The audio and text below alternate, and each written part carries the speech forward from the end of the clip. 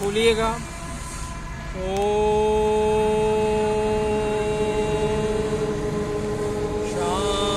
शांति शांति शांति।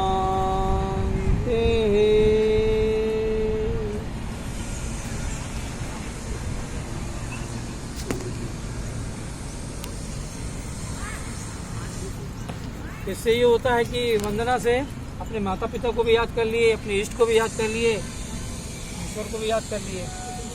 और प्रणव के साथ जब हम शांति बोलते हैं आप तो सब चीज से अरे मेरा हाथ दर्द कर रहा है।